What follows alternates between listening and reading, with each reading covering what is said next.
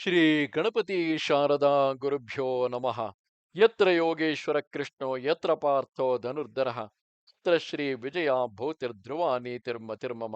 ಶ್ರೋತೃಗಳಿಗೆ ಶ್ರೀ ಅಳಸಿಂಗರಾಚಾರ್ಯ ವಿರಚಿತ ಶ್ರೀ ವ್ಯಾಸ ಮಹರ್ಷಿ ಪ್ರಣೀತ ಶ್ರೀಮನ್ ಮಹಾಭಾರತದ ಭೀಷ್ಮ ಪರ್ವದಲ್ಲಿ ಸಂಕುಲ ಯುದ್ಧವು ಎಂಬ 71ನೆಯ ಅಧ್ಯಾಯಕ್ಕೆ ಸ್ವಾಗತ. ಓ ಧೃತರಾಷ್ಟ್ರ ಮಹಾರಾಜ, ಸಂಜಯನು ಹೇಳುತ್ತಿರುವನು. ಭೀಷ್ಮನಿಗೆದಿರಾಗಿ ತನ್ನ ಸಹೋದರರನ್ನು ಇತರ ರಾಜರು ಯುದ್ಧಕ್ಕೆ ಹೊರಟು ಕೈಕಲಿತಿರುವುದನ್ನು ನೋಡಿ ಅದೇ ಸಮಯಕ್ಕೆ ಅರ್ಜುನನು ಶಸ್ತ್ರಧಾರಿಯಾಗಿ ಭೀಷ್ಮನನ್ನು ಎದುರಿಸುವುದಕ್ಕಾಗಿ ಅಲ್ಲಿಗೆ ಬಂದನು. ಆಗ ಶ್ರೀಕೃಷ್ಣನ ಪಾಂಚಜನ್ಯ ಧ್ವನಿಯನ್ನು, ಅರ್ಜುನನ ಗಾಂಧೀವ ಧ್ವನಿಯನ್ನು ಕೇಳಿ ನಮ್ಮವರ ಹೃದಯವು ಗಡಗಡನೆ ನಡುಗಿತು. ಅರ್ಜುನನ ರಥದ ಮೇಲೆ ಕಾಣುತ್ತಿರುವ ಮಹಾಧ್ವಜವು ಉರಿಯುವ ಪರ್ವತದಂತೆ ಜ್ವಲಿಸುತ್ತಿರುವುದು. ಆ ಧ್ವಜದಲ್ಲಿರುವ ವಾನರನ ಬಾಲವು ಸಿಂಹದ ಬಾಲದಂತೆ ಕಾಣುತ್ತಿರುವುದು.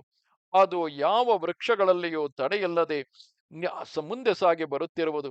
ಕೌರವ ನಾಶಕ್ಕಾಗಿ ಕಾಣಿಸುವ ಧೂಮಕೇತುವಿನಂತೆ ಭಯಂಕರವಾಗಿ ಬಹುವರ್ಣಗಳಿಂದ ವಿಚಿತ್ರವಾಗಿ ದಿವ್ಯ ಕಾಂತಿಯಿಂದ ಕೂಡಿ ವಾನರ ಚಿಹ್ನೆಯುಳ್ಳ ಅರ್ಜುನನ ಧ್ವಜವನ್ನು ನೋಡಿದೆವು. ಅರ್ಜುನನ ಕೈಯಲ್ಲಿದ್ದ ಚಿನ್ನದ ಬೆನ್ನುಪಟ್ಟೆಯುಳ್ಳ ಗಾಂಧೀವವು ಆಕಾಶದಲ್ಲಿ ಮೇಘಗಳ ನಡುವೆ ಇರುವ ಮಿಂಚಿನಂತೆ ಹೊಳೆಯುತ್ತಲಿದ್ದಿತು. ನಮ್ಮ ಕಡೆಯ ಯೋಧರೆಲ್ಲರೂ ಅರ್ಜುನನ ಕೈಯಲ್ಲಿದ್ದ ಆ ದಿವ್ಯ ಧನುಸ್ಸನ್ನು ಕಂಡಾಗಲೇ ಎದೆಗುಂದಿದರು. ಇದರ ಮೇಲೆ ಆ ಅರ್ಜುನನು ಆಗಾಗ ಗರ್ಜಿಸುವ ಧ್ವನಿಯನ್ನು, ಭಯಂಕರವಾದ ಅವನ ತಲಶಬ್ದವನ್ನು ಕೇಳಿ ನಮ್ಮ ಎದೆಯು ನಡುಗಿತು. ಬಿರುಗಾಳಿಯಿಂದ ಪ್ರೇರಿಸಲ್ಪಟ್ಟ ಮಹಾಮೇಘವು ಮಿಂಚು ಗುಡುಗುಗಳೊಡನೆ ಪ್ರಚಂಡ ವೃಷ್ಟಿಯನ್ನು ಕರೆದು ಸಮಸ್ತ ದಿಕ್ಕುಗಳನ್ನು ಪ್ರವಾಹದಲ್ಲಿ ತೇಲಿಸುವಂತೆ ಅರ್ಜುನನು ನಿನ್ನ ಸೈನ್ಯಗಳನ್ನೆಲ್ಲ ತನ್ನ ಬಾಣವರ್ಷಗಳಿಂದ ಚದರಿಸುತ್ತಾ ನೆಟ್ಟಗೆ ಭೀಷ್ಮನಿದ್ದ ಸ್ಥಳಕ್ಕೆ ಬಂದನು. ಭಯಂಕರವಾದ ಅಸ್ತ್ರವುಳ್ಳ ಆ ಧನಂಜಯನ ಬಾಣಗಳಿಂದ ನಾವು ದಿಗ್ಭ್ರಾಂತರಾಗಿ ಪೂರ್ವವಾವುದು ಪಶ್ಚಿಮವಾವುದು ಎಂಬುದನ್ನೇ ತಿಳಿಯದೆ ಹೋದೆವು. ನಮ್ಮ ಕಡೆಯ ಸೈನಿಕರು ಎಷ್ಟೋ ಮಂದಿ ಭಯಪಟ್ಟು ಓಡುತ್ತಿದ್ದರು. ವಾಹನಗಳು ಬಳಲಿ ಕುದುರೆಗಳು ಸತ್ತು ಯುದ್ಧೋತ್ಸಾಹವೆಲ್ಲ ಅಡಗಿದವರಾಗಿ ಒಬ್ಬರನ್ನೊಬ್ಬರು ತಬ್ಬಿಕೊಳ್ಳುತ್ತಾ ನಿನ್ನ ಮಕ್ಕಳೊಡನೆ ಸೇರಿ ಭೀಷ್ಮನಲ್ಲಿಯೇ ಬಂದು ಮರೆಹೊಕ್ಕರು. ಭಯಪಟ್ಟ ಆ ಯೋಧರೆಲ್ಲರಿಗೆ ಆಗ ಭೀಷ್ಮನೇ ಧೈರ್ಯವನ್ನು ಹೇಳಿ ನಿಲ್ಲಿಸಿದನು. ರಾಜ, ಆಗಿನ ಯುದ್ಧದಲ್ಲಿ ಅರ್ಜುನನ ಭಯದಿಂದ ನಮ್ಮ ಕಡೆಯ ರಥಿಕರು ರಥದಿಂದ ಹಾರಿ ಓಡುತ್ತಿರುವರು. ರಾವುತರು ಕುದುರೆಯ ಬೆನ್ನಿನಿಂದ ಧುಮುಕಿ ತಲೆ ತಪ್ಪಿಸಿಕೊಂಡು ಹೋಗುವರು. ಕಾಲಾಳುಗಳು ಭಯದಿಂದ ನೆಲದ ಮೇಲೆ ಬೀಳುತ್ತಿದ್ದರು. ಸಿಡಿಲಿನಂತೆ ಭಯಂಕರವಾದ ಗಾಂಧೀವ ಧ್ವನಿಯನ್ನು ಕೇಳಿದೊಡನೆ ನಮ್ಮ ಕಡೆಯ ಸಮಸ್ತ ಸೈನ್ಯಗಳು ಭಯಪಟ್ಟು ಅಲ್ಲಲ್ಲಿ ಅಡಗಿಕೊಂಡವು. ಇಷ್ಟರಲ್ಲಿ ಕಳಿಂಗ ರಾಜನು ಕಾಂಬೋಜ ದೇಶದಲ್ಲಿ ಹುಟ್ಟಿದ ಮತ್ತು ವೇಗವುಳ್ಳ ದೊಡ್ಡ ಕುದುರೆಗಳ ಸೈನ್ಯವನ್ನು, ಅನೇಕ ಸಹಸ್ರ ಗೊಲ್ಲರ ಸೈನ್ಯಗಳನ್ನು, ಎಳೆ ವಯಸ್ಸುಳ್ಳ ಅನೇಕ ಗೋಪಾಯನ ಸೈನಿಕರನ್ನು, ಮದ್ರ ಸೌವೀರ ಗಾಂಧಾರ ತ್ರಿಗರ್ತ ಸೈನ್ಯಗಳನ್ನು, ಇನ್ನೂ ಅನೇಕ ಕಳಿಂಗ ವೀರರನ್ನು ಸೇರಿಸಿಕೊಂಡು ಅರ್ಜುನನನ್ನು ಎದುರಿಸುವುದಕ್ಕಾಗಿ ಹೊರಟನು. ಅದರಂತೆಯೇ ಮತ್ತೊಂದು ಕಡೆಯಲ್ಲಿ ಜಯದ್ರಥನು ಅನೇಕ ರಾಜರಿಂದ ಪರಿವೃತನಾಗಿ ನಾನಾ ಬಗೆಯ ಪದಾತಿ ಸೈನ್ಯಗಳೊಡನೆ ದುಶ್ಯಾಸನನನ್ನು ಮುಂದಿಟ್ಟುಕೊಂಡು ಹೊರಟನು.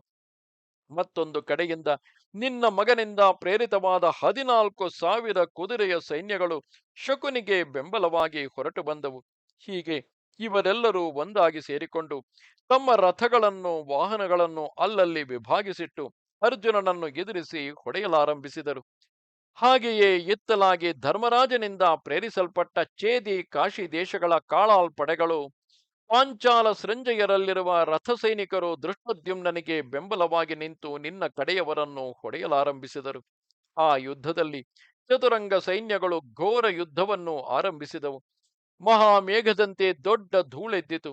ಭೀಷ್ಮನು ತೋಮರ ಪ್ರಾಸ ನಾರಾಚ ಮುಂತಾದ ಆಯುಧಗಳಿಂದಲೂ ಚತುರಂಗಗಳಿಂದಲೂ ಕೂಡಿದ ದೊಡ್ಡ ಸೈನ್ಯದೊಡನೆ ಅರ್ಜುನನನ್ನು ಎದುರಿಸಿದನು.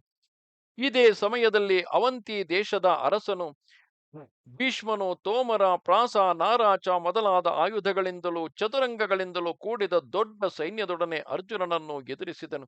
ಇದೇ ಸಮಯದಲ್ಲಿ ಅವಂತಿ ದೇಶದ ಅರಸನು ಕಾಶಿರಾಜನಿಗೂ, ಸೈಂಧವನು ಭೀಮನಿಗೂ, ಧರ್ಮರಾಜನು ತನ್ನ ಮಂತ್ರಿಪುತ್ರರೊಡನೆ ಶಲ್ಯನಿಗೂ, ವಿಕರ್ಣನು ಸಹದೇವನಿಗೂ, ಚಿತ್ರಸೇನನು ಶಿಖಂಡಿಗೂ ಎದುರಾಗಿ ಯುದ್ಧಕ್ಕೆ ನಿಂತರು.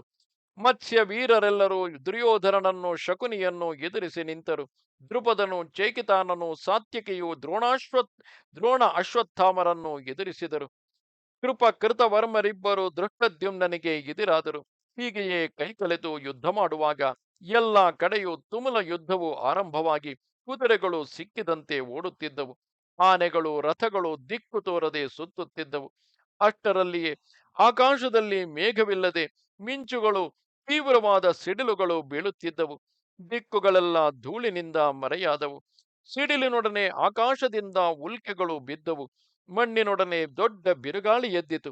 ಸೇನಾ ಧೂಳಿಯಿಂದ ಆಕಾಶದಲ್ಲಿ ಸೂರ್ಯ ಬಿಂಬವೇ ಅದೃಶ್ಯವಾಯಿತು. ಸಮಸ್ತ ಪ್ರಾಣಿಗಳಿಗೂ ಒಂದು ಮೋಹಾಂಧಕಾರವು ಕವಿದಂತಾಗಿತು. ದೊಡ್ಡ ಧೂಳೊಂದು ಕಡೆ, ಬಾಣ ಪರಂಪರೆಗಳೊಂದು ಕಡೆ, ಇವೆರಡು ಆಕಾಶವನ್ನೆಲ್ಲ ಮರೆಸಿತು.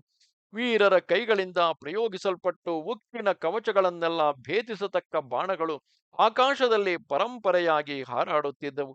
ಇಂತಹ ಕತ್ತಲೆಯಲ್ಲಿಯೂ ವೀರರ ಕೈಯಲ್ಲಿ ಥಳಥಳಿಸುವ ಶಸ್ತ್ರಗಳ ಕಾಂತಿಯು ಸ್ವಲ್ಪ ಬೆಳಕು ಕಾಣಿಸುತ್ತಿದ್ದಿತು. ಸುವರ್ಣ ಜಾಲಗಳಿಂದ ಚಿತ್ರಿಸಲ್ಪಟ್ಟ ಚಿತ್ರ ವಿಚಿತ್ರಗಳಾದ ಎತ್ತಿನ ಚರ್ಮದ ಗುರಾಣಿಗಳೆಷ್ಟೋ ಆಕಾಶದಲ್ಲಿ ಹಾರಾಡುತ್ತಿದ್ದವು. ಕತ್ತಿಗಳಿಂದ ಕಡಿಯಲ್ಪಟ್ಟ ಶರೀರ ಭಾಗಗಳು, ತಲೆ ಬುರುಡೆಗಳು ಎಲ್ಲ ದಿಕ್ಕುಗಳಲ್ಲಿಯೂ ಹಾರಾಡುತ್ತಿದ್ದವು. ಅಲ್ಲಲ್ಲಿ ದೊಡ್ಡ ದೊಡ್ಡ ರಥಗಳು ಕೂಡ, ಚಕ್ರಗಳು, ಅಚ್ಚುಗಳು, ಮಂಟಪಗಳು, ಧ್ವಜಗಳು ಮುರಿದು ಕುದುರೆಗಳು ಸತ್ತು ಪುಡಿಪುಡಿಯಾಗಿ ಕೆಳಗೆ ಬೀಳುತ್ತಿದ್ದವು. ರಥಿಕರು ಸತ್ತು ಬಿದ್ದ ಮೇಲೆ ರಥಾಶ್ವಗಳು ಶಸ್ತ್ರಗಳಿಂದ ನೊಂದು ರಥಗಳನ್ನೆಳೆದುಕೊಂಡು ಓಡುತ್ತಾ ಅಲ್ಲಲ್ಲಿ ಸತ್ತು ಬೀಳುತ್ತಿದ್ದವು. ಬಾಣಗಳಿಂದ ಗಾಯಪಟ್ಟ ಅನೇಕ ರಥಾಶ್ವಗಳು ರಥಕ್ಕೆ ಬಿಗಿದಂತೆಯೇ ಅಲ್ಲಲ್ಲಿ ನೊಗಗಳನ್ನು ಎಳೆದಾಡಿಕೊಂಡು ಸುತ್ತುತ್ತಿದ್ದವು. ಒಂದೇ ಆನೆಯಿಂದ ಅನೇಕ ರಥಗಳು ನಲ್ಲಿರುವ ಸಾರಥಿಗಳೊಡನೆಯೂ ಕುದುರೆಗಳೊಡನೆಯೂ ರಥಿಕರೊಡನೆಯೂ ಬಡಿದು ಕೆಡಹಲ್ಪಡುತ್ತಿದ್ದುದನ್ನು ನಾವು ಕಂಡೆವು.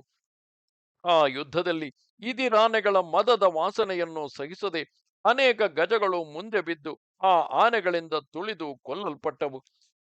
ಬಾಣಗಳಿಂದ ಹತವಾದ ಅನೇಕ ಗಜಗಳು ತಮ್ಮ ಮೇಲಿದ್ದ ಮಾವುತರೊಡನೆಯೂ ತೋಮರಗಳೊಡನೆಯೂ ಸತ್ತು ಕೆಳಗೆ ಬಿದ್ದವು. ಆ ಸಂಕುಲ ಯುದ್ಧದಲ್ಲಿ ಗಜಯೋಧರಿಂದ ಪ್ರೇರಿಸಲ್ಪಟ್ಟ ಆನೆಗಳು ಇದಿರಾನೆಗಳನ್ನು ಒಂದೇ ಪ್ರಹಾರದಿಂದ ಮೇಲಿನ ಧ್ವಜಗಳೊಡನೆಯೂ ರಾವುತರೊಡನೆಯೂ ಕೊಂದು ಕೆಡಹುತ್ತಿದ್ದವು. ಕೆಲವು ಆನೆಗಳು ಆದಿಶೇಷನ ಶರೀರದಂತೆ ನೀಡಿದ ತಮ್ಮ ಸೊಂಡಿಲುಗಳಿಂದ ರಥದ ಮೂಕಿಗಳನ್ನೆಳೆದು ಕಾಲಿಂದ ತುಳಿದು ಮುರಿಯುತ್ತಿದ್ದವು. ಹೀಗೆ ರಥವನ್ನು ಮುರಿದೊಡನೆ ಅದೇ ಆನೆಗಳು ಮರದ ಕೊಂಬೆಗಳನ್ನು ಮುರಿಯುವಂತೆ ರಥಿಕರ ತಲೆಕೂದಲುಗಳನ್ನು ಹಿಡಿದೆಳೆದು ಕಾಲಿಂದ ತಿಕ್ಕಿ ಹಾಕುತ್ತಿದ್ದವು.